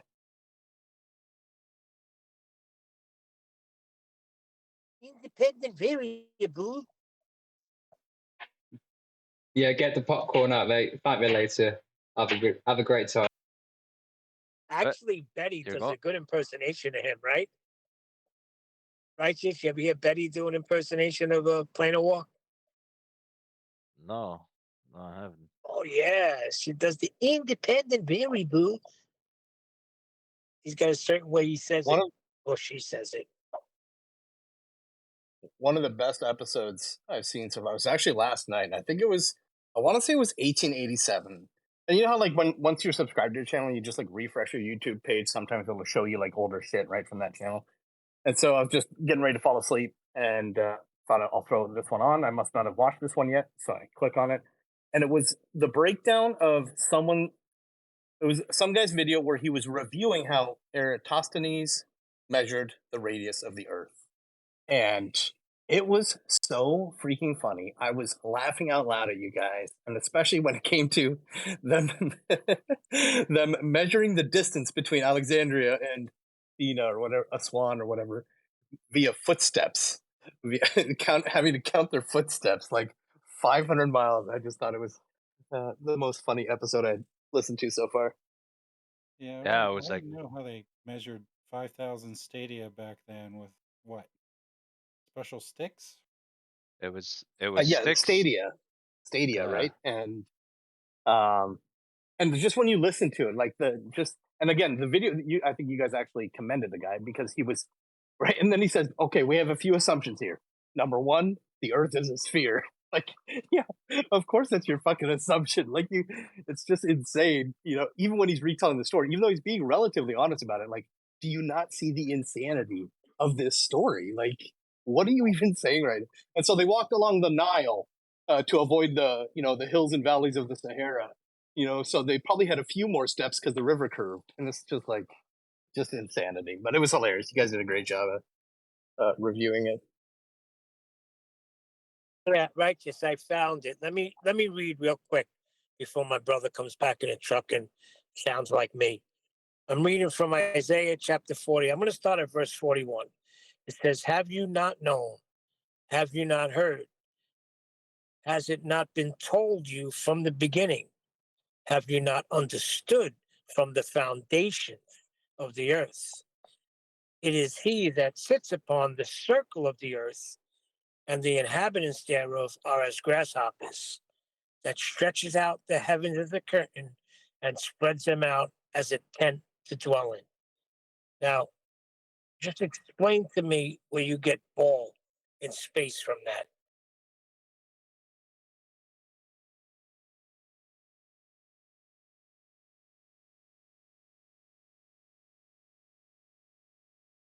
Well, to the folks that don't know, they would look at circle and say, "Look, ball." But circle is different than sphere, right? Circle is Yeah, they two-dimensional, say. right? Yeah, like I heard like Rav Skiba and others say the term ball was already used in Isaiah, right? Right. So, There's two separate words. I don't know the original Hebrew word for it. I could find it real quick. right, and this word circle is it's the Hebrew word is kug, right? And was only used 3 times. And there's not enough context to this word actually. Right. But what about before that when he says sets upon the foundations? Foundations. Right? Okay. That more or less sounds to me like we're in the basement and everything above us, right, is the celestials. That doesn't put me in a solar system. It puts me in the basement looking up. Well, heaven above and earth beneath, right? Or below or something like that. Yes, heaven above, 2 directions. earth beneath. Right. So doesn't say The thing is, equidistant they from the just center of something, right? right. Doesn't say And the that. thing is, right. And they did a number on us. They really did. In school, they did a real number on us. And I still say that the nail in the coffin was the moon landing. You know, that's it. I thought it We've was the Three traveled there. It Stooges even go to says Mars. it. But it even says it because I was looking up the word because they changed it to expanse now. I don't want to get into that whole thing with you, but when you look it up, it says that well they realized that science when they caught up with science that it is ridiculous to claim that there is some sort of enclosure since we have space travel now, since we've gone to the moon and we have rovers on Mars. I mean, that's a joke, right? You want to hear something even more stupid, Neil? Check this out. This guy posts. I think he did it on the main chat. He said, "Hey guys, no, he did it on the main. He did it on the live chat on the premiere. Said, guys, if there's a dome, you put that in quotations. Then can you explain why rainfall hits us?" Which I thought was the most dumb, Wow, profound. that's I mean, impressive. that's just, that's even stupid on even if we don't even argue dome, rectangular box, whatever containment. The point is, hey, idiot, have you ever flown 30,000+ feet in the air above the storm clouds, which the rainfall is falling down on the landmass underneath you? It doesn't rain up there when you're that high. Under the clouds is where the rain comes from. Right, you can. I checked for footage right on YouTube. You can rise above the rain, right? Yes, you always do. That's what pilots have to do. That's what Hold they on, I must was do. in a plane. I was in a plane above the clouds, and there was no rain on Exactly. me, but it was raining Thank you. underneath me. Exactly. Matter of fact, the pilot says, "Oh, ladies and gentlemen, we're going to be ascending another 1,000 feet to avoid this horrible storm that's we're approaching." I mean, they tell you. So for him to Yeah. say that proved the level of stupidity. Hey, you want to hear something? When I was on my way back from Texas, I think. I preached in a church over there. No. We were on a mission trip. I took my whole family, my wife, my two daughters. Me and my wife didn't have any children at the time, so it was just me, my wife, and my two daughters. They were young teens at the time. So on the way, and my brother, one of my brothers I took. On our way back, right, we were delayed because of bad weather. So like we're sitting in what is that place you're sitting before you in the airport. We're sitting in the airport and they let us board the plane. So we waited for a half hour, then we boarded the plane. And they were saying the weather's still bad. Then I hear the pilot come over the loudspeaker and he outright says, "Listen, they want me to wait for a couple of hours for the weather to get a little better because they're saying it's very bad out there. But I'm not waiting. I'm just gonna take it right up." And you know what? I went to sleep right after that. I was like, this guy is confident in his abilities. I feel safe. And I went to sleep. My wife, they were all petrified. It was just the way he Okay. came across, like when you're confident in something. So I felt Right. secure. I felt safe. Right. I remember even this testimony about this doctor, right? And this was back like the Impression days, right? When doctors made house calls. And this doctor would come to the house and be like, "Well," he said, he would say like the Lord is the healer, right? And he would speak it with such great confidence, right? That he would just get them healed right there and then. They would just believe what he prayed over them and they would just be healed because he Nice. sounded so convincing. Yeah. That's what that Well, he reminds was me of, confident, yeah. and that's what he did. He took us right above the clouds, and boom, we were. There was some times when he was flying, we got into more weather, but he would just rise above it and keep going. There was some turbulence. I'm not gonna lie. I woke up a couple of times. Hear my wife gasping for air. Oh my God! I said, "Serena, don't worry about it. We got it. This guy's confident, man. It's his life too. I'm sure if he was worried, he wouldn't fly."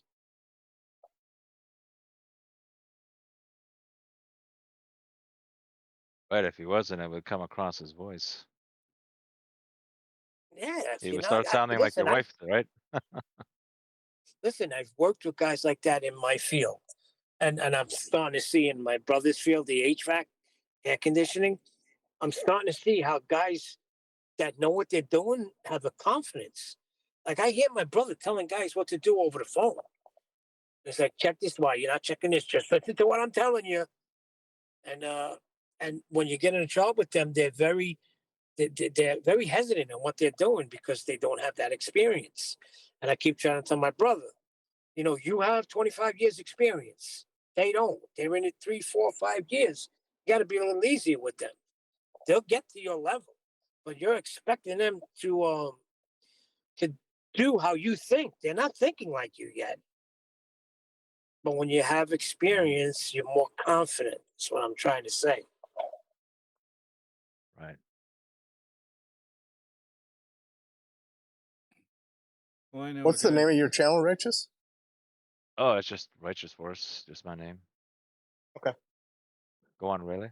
I knew a guy who was an HVAC guy, but he would do work for us once in a while when our air conditioning units failed. But the one day I helped him out because he was trying to figure out why this like a 5-ton unit kept blowing its fuses and stuff like that, and he'd been working on it for like half an hour and couldn't figure it out. And so I got there. I said, "Well, let's turn off all the lights." Here, it was later in the evening, right? It was like 9 o'clock. I said, "Well, let's turn off all the lights and then turn it on and see what happens." And sure enough, you could see a spark where it grounded out. I said, "Yeah, that ground wire right there, it's sparking." So that was causing it to keep blowing fuses. As soon as he fixed that ground, worked Yeah, that's normally. the first thing my brother checks is the ground. So I don't know what kind of HVAC guy that was. Well, he He it might was have at the been end of his day, inexperienced. right? He had already worked a full shift, and then he came to us to do us a favor to do some more. So he was tired. That took. Yeah, and you got to be careful with a lot of them too because they get charged for the service calls. You know what I'm saying? So it could have been one of them type of things too. But the more time Well, you spend there, the more money you get. he got a decent. He only gets like I think he gets $75 to do the troubleshooting.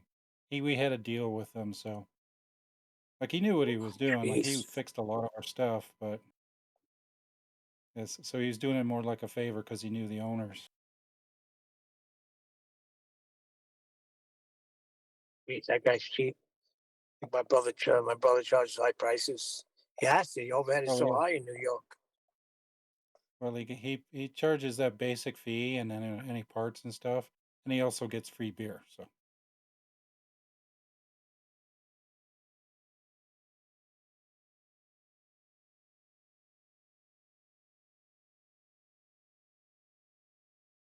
Which really is better than money Nonsense. because you don't have to go to the shop and then exchange it for beer. yeah, exactly.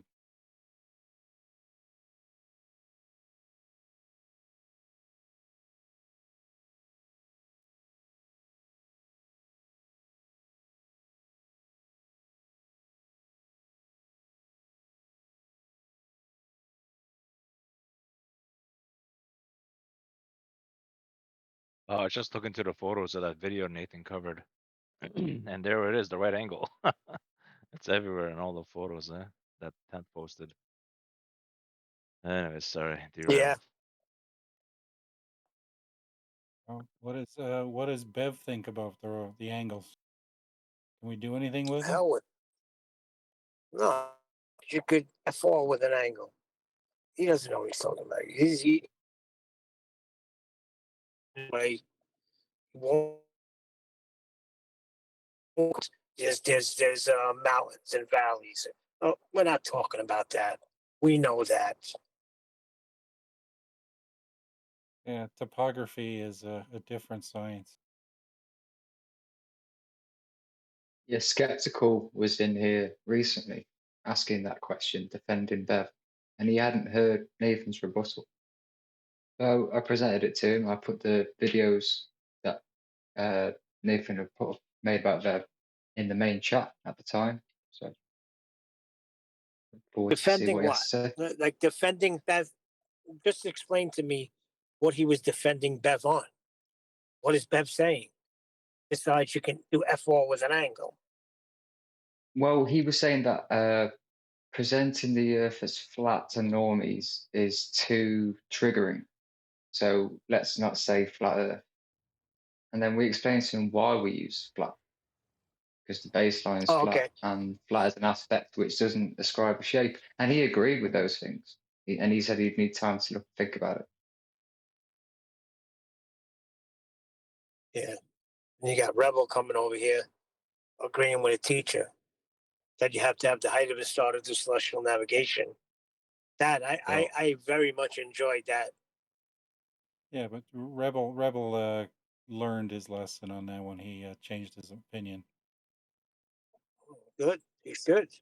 But I was glad because he deserved the spanking. I'm sorry. Sometimes when children misbehave, they deserve a little smack on the fanny.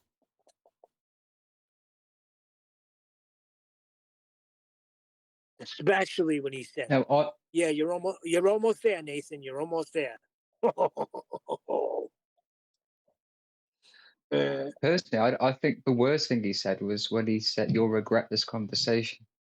So I actually empathise a little bit with Rebel because he felt as though he was hand waved this. It wasn't gone through properly while he was wrong. It was just quick rebuttals, which killed it off. But he wanted to go through it, and then he could understand why he was wrong. But when it'd be nice for a bit of closure if he came on and said, "Look, I regret what I said." Because when he said you'll regret this conversation, I thought he meant it.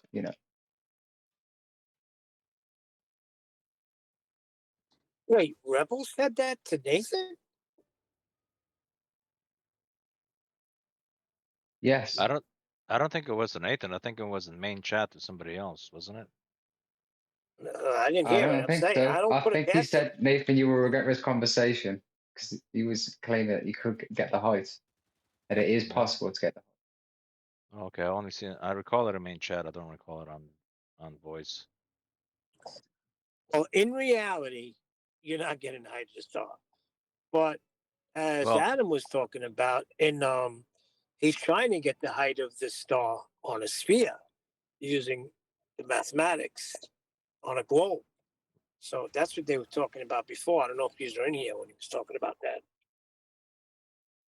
well, to give closure, despite what Rebel said, he still changed his position. Okay, so that's big kudos, right? Usually when people, dig in their heels in one area, they won't switch their position, but that wasn't with him. He switched his position still.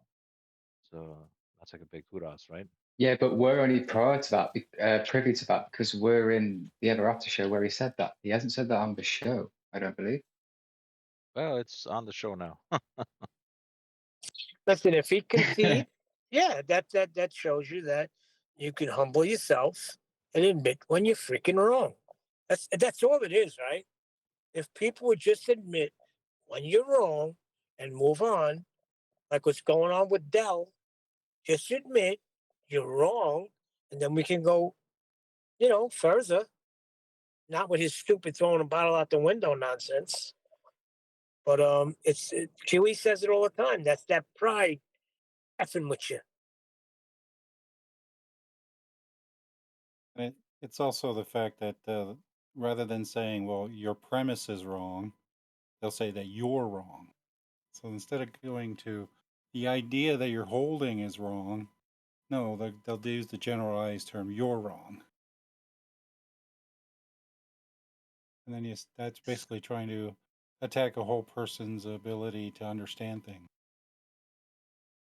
Right, but what I don't understand when he was arguing for that you can get the height of the star. Isn't that what globers claim, that they have the heights of these celestial bodies? They claim a height to the sun, right? So, like, I don't get it. Why would you even argue for that position? We always say on this Well, show we don't even know what they are. Now we're going to say how far away they are. Well, from what I understand with the Rebel, he came at it from like a math aspect because his field involves a lot of math and equations and formulas, right? So when you guys were talking about triangles and stuff like that, he right away was sticking it from his worldview of, Trigonometry. working with maths and geometry, yeah. So No, that's trigonometry. that And yeah, geometry. He started to try and do trigonometry, right? right, but you can understand his position because that's what he works a lot with, right? He thinks like that a lot. So Yeah, but it seems like an okay, go on. but you have known heights of these things, right? Lighthouse, you have a known height of it. We don't Well, have I'll the leave this. I'll leave this to Rayleigh. I haven't brushed my math recently, so I mean, I liked math when I was in high school, but brush it off for a while. You kind of Rayleigh. He's a math witch. He can answer you Huh. these questions, I right, Rayleigh? wish I was a math whiz. Well, go ahead, Good try. answer that, right? Because when you're doing trigonometry, you have what was he doing wrong? Let's put it that way. What was Rebel doing wrong? He was confusing trigonometry with celestial navigation. You can't really use Bingo. trigonometry in the full sense in that for that. Because why? Well, because if you're using like you're trying to use the apparent height of a star that you're looking at the elevation, then you're thinking that because it's there, you can determine the height of the star using just plain trigonometry. But everyone knows the atmosphere changes the apparent height of stars depending on where you're looking at them. The only time you can see a star correctly is at its GP.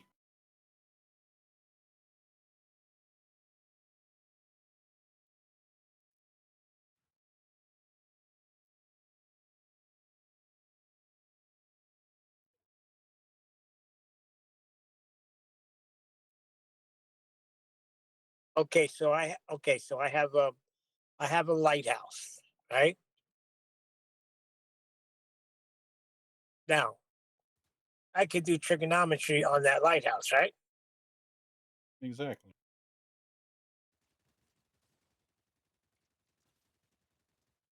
No wonder you Because ran we a know GoFundMe to move house. You're living in a lighthouse. Fair play, mate.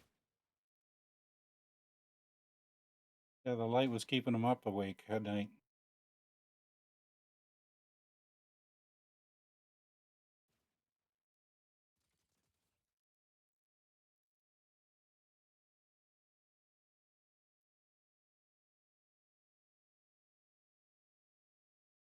I will say this one thing: this is not going anywhere.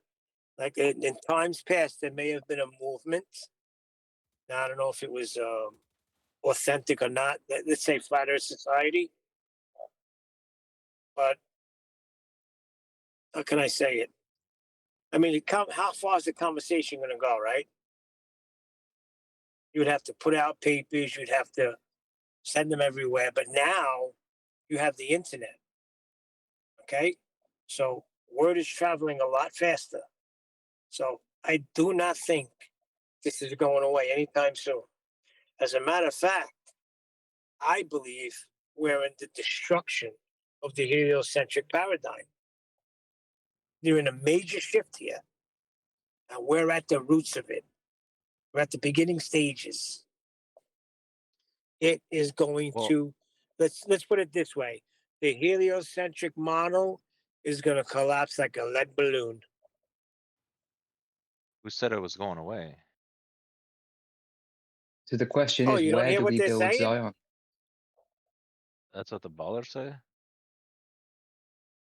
Yeah, they've been saying it for years now. Flat Earth is dead. What about It's not going nowhere. what about us? What about our side? Nobody on our side says that, right? No. Nathan has his channel based on that. It's an evergreen subject. Right.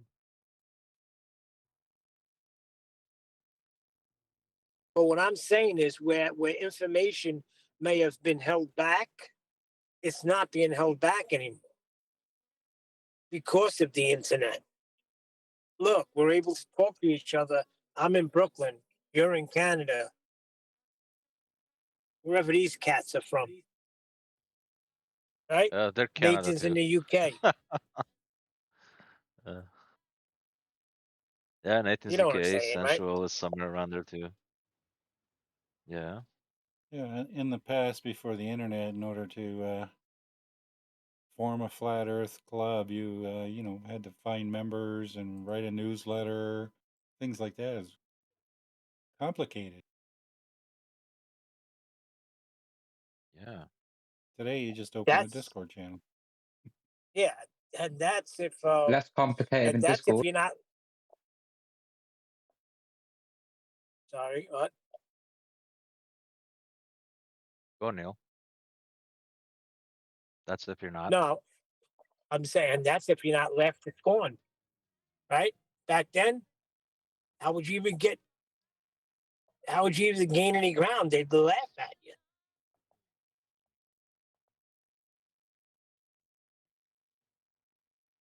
I have a question. It's a bit off topic though. Go on. I guess it relates to Discord. Really, like, where are you supposed to watch the live show? Like on the live show channel on YouTube, or in Discord, or I get confused by that sometimes. On YouTube, but it's either being recorded publicly, privately, or even live streamed privately, or even live streamed to members only. My guess is Sensual, is he live streaming to members only? He's the one that's got Yeah. all the memberships. He is? So Yeah, this is members I'm a only. member of the Nathan Oakley 1980. I did the membership there. So if that's the case, that's where I should go to watch it. Is that right? And not jump in the live stream channel in Discord? Well, You if can you're going to watch it from here. talk, sorry. No, you go. But watching on YouTube for the benefit of the show is good for the viewer numbers. So if you can, even if you're in Discord, have it on in the background or watch it on YouTube, but then listen in on Discord. That makes sense. So it helps the viewers. And yeah. Okay, mate. When you get chat, if you're out and about and you just want to be on Discord, then that's understandable. Yeah, makes sense. And yes, on the phone though, because I have it on YouTube on my phone. I gotta flip back and forth. And then I know like QE's website has a lot of good. Sorry, go ahead. I'll shut up. Yeah, you might be able to split a screen on certain apps in an Android, so you can have half the screen doing the YouTube and half the screen doing Discord. Really? Yeah, it depends on the app. Some apps allow you to do split screens, some do not.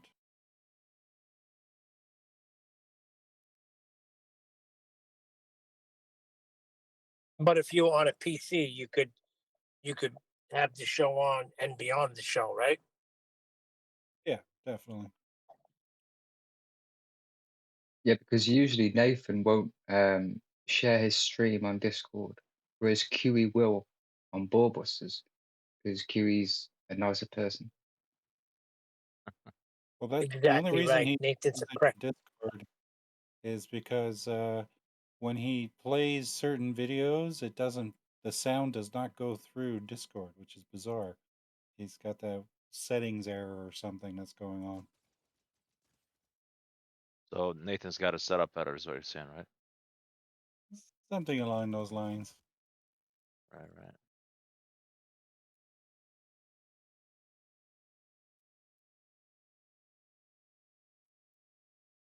What I was going to ask is, I know, again, I've been to the QE website, and he's got some good resources about specific arguments.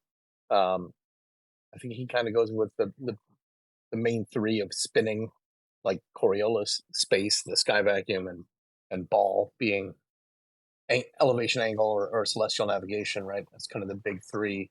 But is there a repository of all of the arguments, let's say, that this community has posited as valid or potentially great arguments against the fictitious globe model? Does that make sense? Is there like a one-stop shop to kind of where everything's being archived somewhere? Or because I know there's like a threads on Discord, but We started archiving some stuff in the bits and bobs section.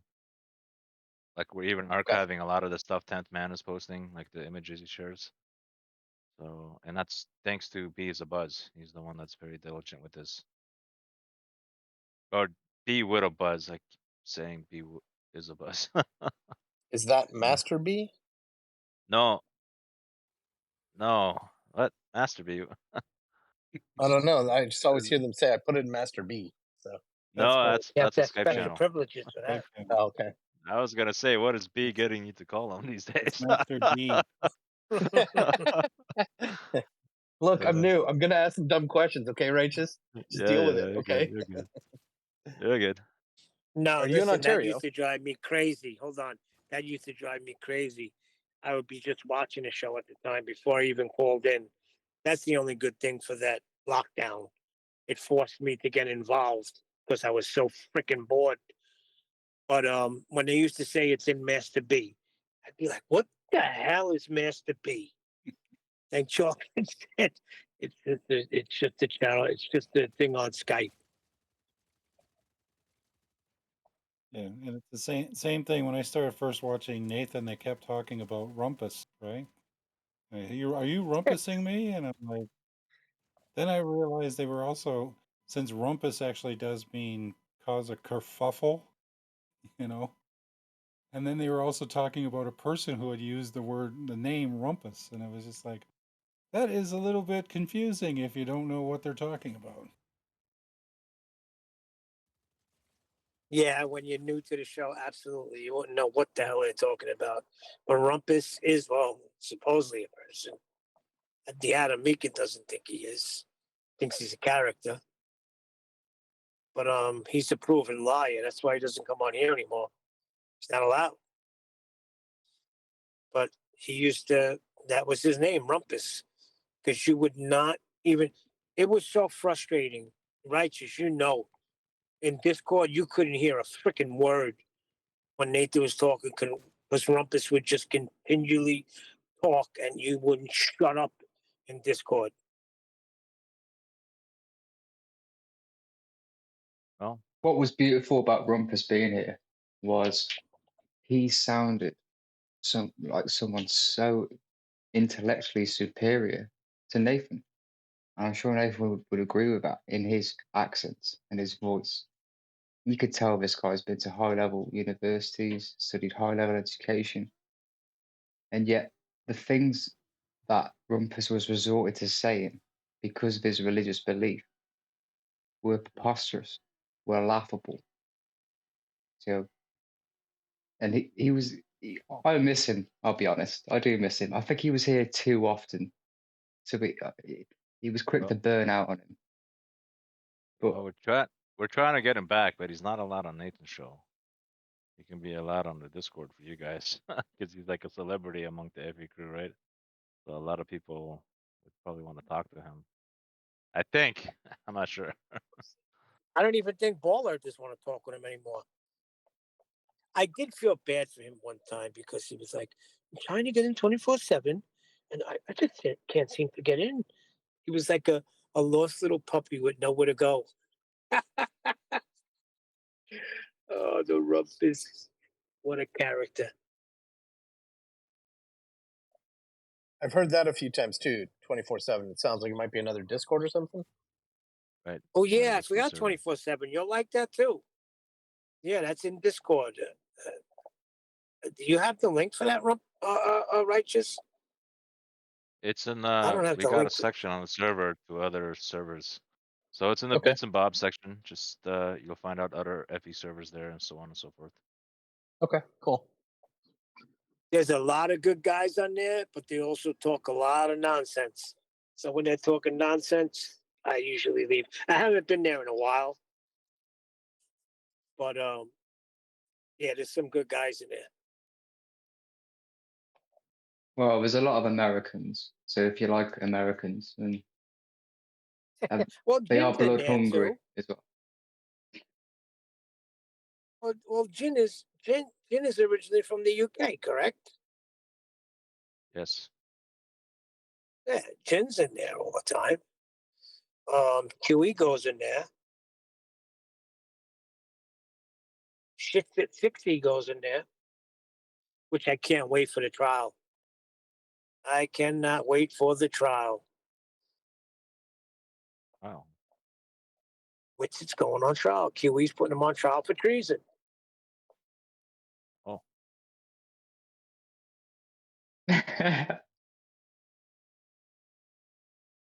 Yeah, he's putting him on trial for treason.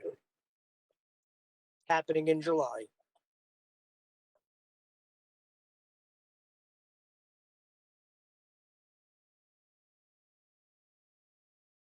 What would Jesus do, righteous? Wait, what? Well, you open Let's up your talk about word, the right? Go on. No, let's talk about the Jesus that comes back in Revelation. Let's talk about the wrath of the Lamb. Jesus would say what? I I never knew came you not could to work bring with peace, but a sword. What? Right? Isn't that what he said? That was one of the things he said. But Yeah. he also said, you know, be merciful as your Father in heaven is merciful. Get the money Right. changers out of the temple. Boy, how are you guys coming with all these verses? There's a bit more context to it all. Let's just say that. Hey, we're proof texting here, okay?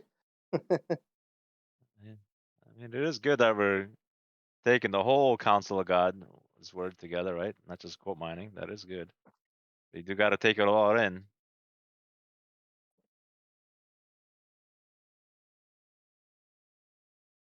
That's right, Neil. We have to turn the other cheek. There we go. Now you're starting to remember some of the other verses. What is truth? Right? Like that was Pilate. But remember, Jesus also, you know, did flee when they were trying to like grab him and stone him or something, right? Or throw him off a cliff. He did flee. So there's a time to flee too. So you got to take the whole counsel of God together, right? No, he didn't. He went right through the midst of them. Yeah, but that's what I mean. He escaped them basically, right? He didn't just stand there and turn the other cheek, so to say. Everybody thinks. Follow me? It says Jesus walked right through the midst of them. He did not Yeah, I run. know. His hour was not yet. Have you guys watched? Right. You might not like it, but I'm just curious if you watched The Chosen. The episode where they depict that scene where he walks through the midst of them. I thought they presented that really well. It was a really neat way of Tell him showing the it. Christ he's talking about. But I think that's Mormons doing that. That's what I heard. The Christ he's. Well, it's the platform. They got kicked off their initial platform, right? They were like, whatever. The producers, from my understanding, are Christians, but the platform they're broadcasting on is owned by Mormons. So the writers of the show and the producers are Christian, but the platform that it's streaming on is owned by Mormons. That's what I've heard. No, listen. I watched it with my kids. I enjoyed it. I do. I enjoy that show. It's entertainment. It's fiction. I mean, it's some historical fiction, right? Because they take some of the Bible, sure, but they embellish or put their own artistic license. So you can't take it as gospel per se, right? But it's still interesting depictions of certain scenes. Anyways, I really quite enjoy it. I watch it with my daughter. Well, Mel Gibson's coming out with the Resurrection, right? Yeah. Second part of well, not the second part, but he had. Yeah, essentially the sequel. Yeah, I mean you can call it that. Yeah. Well, he came out with the Passion. Now he's doing the Resurrection. So we'll see how that comes out. I thought to the me, Passion if you're is going to get the one of depiction, the best. the Passion of Christ is. Well, you could anytime you put that on, you could be in tears seeing the beating that he took for mankind. Yeah. That's why when I get into little debates with 10th Man, when he says I called Jesus a warrior, he said no, he was a lamb. I said no, he was a warrior. He came as a lamb, but it took a warrior to go through what he went through. A warrior lamb.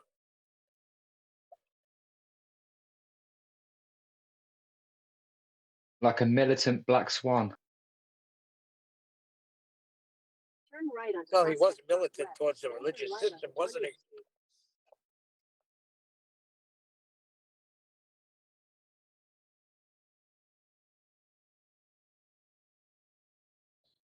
Think about that. He was against the religious system, but in so doing, kept it all.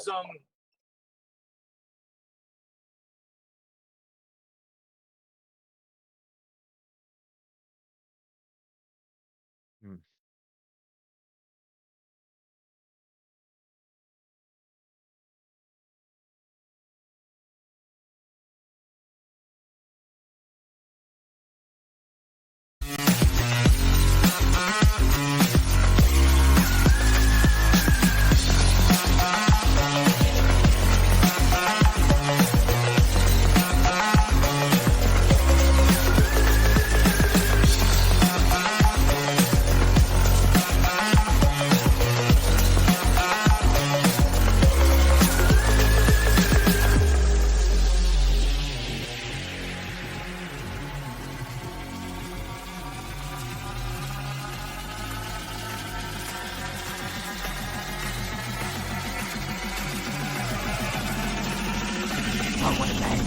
What a lovely day! A huge, massive, enormous thank you to all of you in the live members only stream. I've been Nathan Oakley, and I will see you all in the next video.